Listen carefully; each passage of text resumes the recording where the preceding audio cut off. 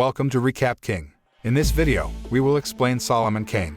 This movie tells the story of a ruthless mercenary who renounces violence after learning his soul is bound for hell.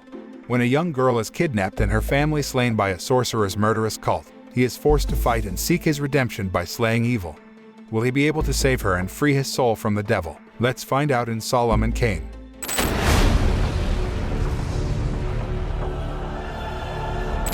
Solomon Kane begins with the story of the English and Spanish wars that took place in North Africa in 16th century.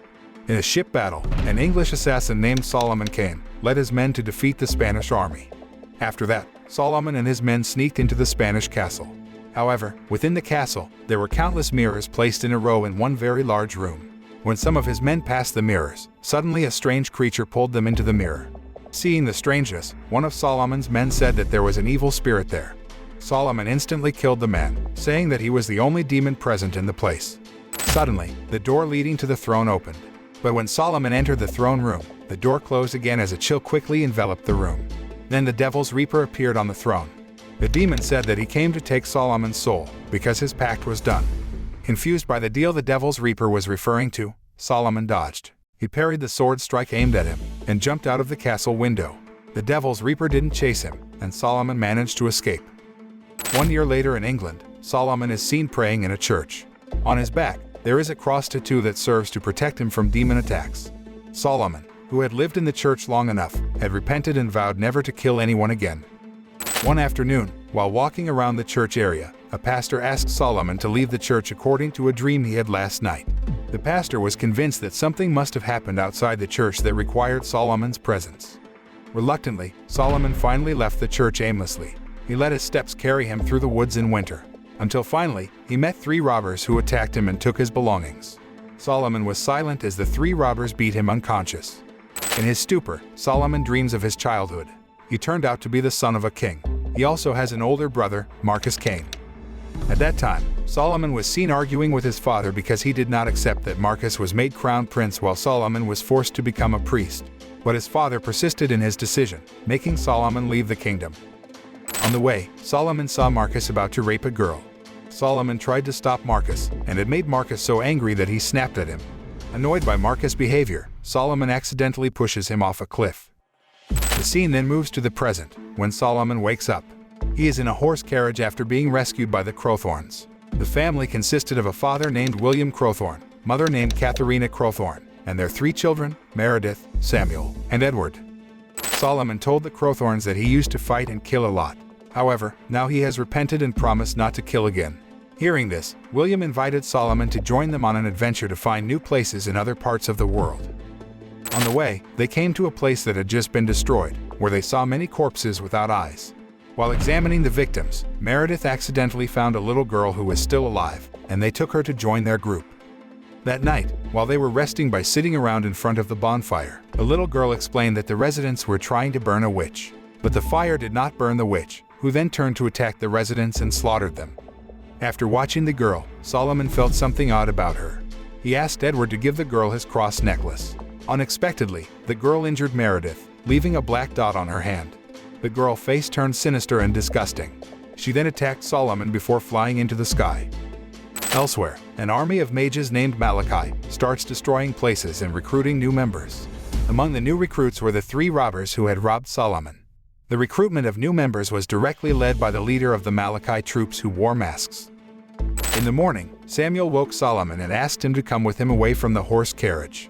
From behind the trees, they saw many strange-looking troops capturing the residents.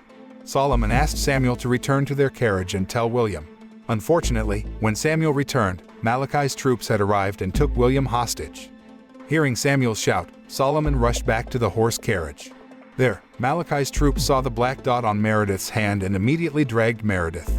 When Solomon confronted Malachi's forces and their leaders, he tried to make peace with them. The leader of Malachi apparently couldn't speak, so he used his magic to make his men talk to Solomon. Malachi's leader's message was for Solomon to fight them. Solomon, who had promised not to kill again, of course refused the request. Due to Solomon's refusal, Samuel was stabbed to death by one of Malachi's men. Seeing Samuel dead, William and Catherine begged Solomon to help them fight Malachi's forces. Solomon was forced to break his oath and fight Malachi's men alone. In the fight, Malachi's forces take Meredith away, killing Edward and leaving William dying. With all his might, Solomon ran after the carriage carrying Meredith, but he failed to catch up with them. When Solomon returned to check on William's condition, it turned out that the old man was still alive. William wants Solomon to promise him to save Meredith and destroy Malachi's army as a penance. After saying that, William died. Catherine took the locket containing Meredith's photo and asked Solomon to hurry up to save Meredith. Riding a horse, Solomon left Catherine in the woods. On the way, he slaughtered all Malachi troops who tried to hinder him. He even freed the prisoners in the horse-drawn carriage. He then showed Meredith's photo and asked the prisoners, but no one recognized Meredith. After riding for a long time, Solomon seemed to have lost track of the troops carrying Meredith. Solomon arrived at a church, where he met a priest and told about how he had lost his way after 3 days on horseback chasing Malachi's troops. The pastor explained that the church's location is on the border of Somerset and Devonshire, where it turned out to be Solomon's hometown. That night, Solomon felt the presence of an evil spirit near the church. The pastor admitted that there was an evil spirit in the church. He then invited Solomon to enter another room to show him the evil spirit in question. As it turned out, the evil spirits were church members who were cursed by Malachi's troops, and now the priest looked after them and fed them. At this moment, the priest pushed Solomon so the evil spirits could eat him. Luckily, Solomon was able to fight them and escape from that place. Unexpectedly, he met the 3 robbers who had attacked him. The faces of the 3 robbers had changed because they had become Malachi's army. A fight ensues in which Solomon manages to kill 2 robbers. He purposely didn't kill one remaining robber because he wanted to interrogate him about Meredith's whereabouts. But the robber says that Meredith is dead. Enraged, Solomon throws the robber at the evil spirits in the church. Desperate at not being able to save Meredith, Solomon decides to have a drink. In a drunken state, a man named Henry came up to him. Henry is a former subordinate of Solomon during the war against the Spanish army. And now, Henry asked Solomon to lead the war against Malachi's army. Solomon, who is still sad, refuses Henry's invitation. That night, while Solomon was sleeping, Malachi's troops suddenly came and took him. Solomon's palms were nailed, and his body was crucified in the center of the field. His drunken state made it difficult for Solomon to fight back. He just surrendered without the slightest intention to fight. Suddenly, a horse carriage containing prisoners passed by. It turned out that Meredith was still alive and she was in the carriage. She then shouted for Solomon as soon as she saw him. Meredith's efforts were not in vain. Solomon finally opened his eyes and saw Meredith. With all his might, he pulled his nailed palm and fell from the cross. Luckily, Henry came to Solomon's rescue. Then he took Solomon away from the place and escorted him to a healer. A few days later, Solomon had recovered. Even the nail scars on his palms were gone.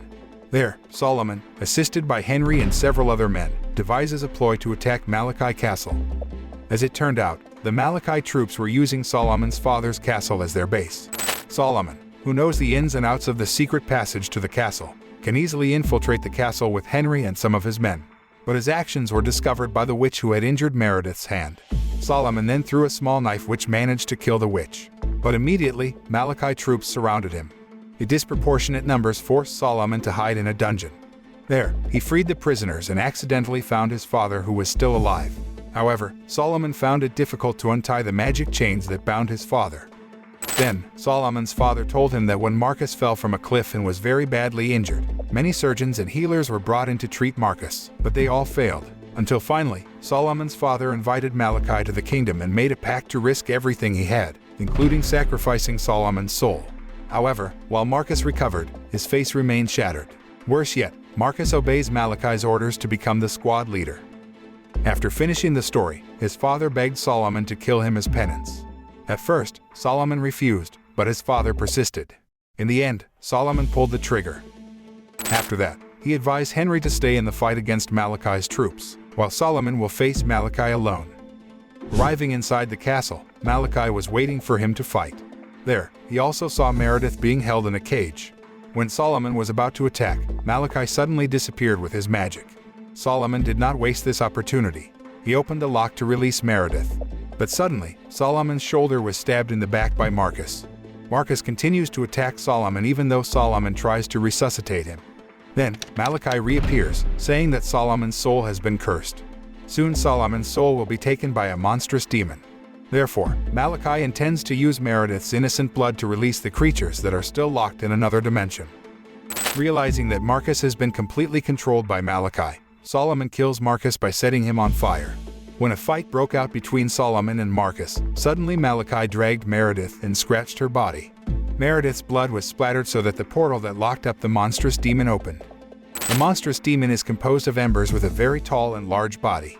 He starts walking through the portal to catch up to Solomon. While in the corner of the room, Malachi holds Meredith hostage. Solomon realized that he couldn't possibly defeat the demon. He finally gave up and intended to give up his soul. However, before his soul was taken, Solomon managed to shoot right into Malachi's head, killing him. Suddenly the portal sucks the souls of Malachi, Solomon, and the demon. As the portal closed, Solomon's body fell on the castle floor.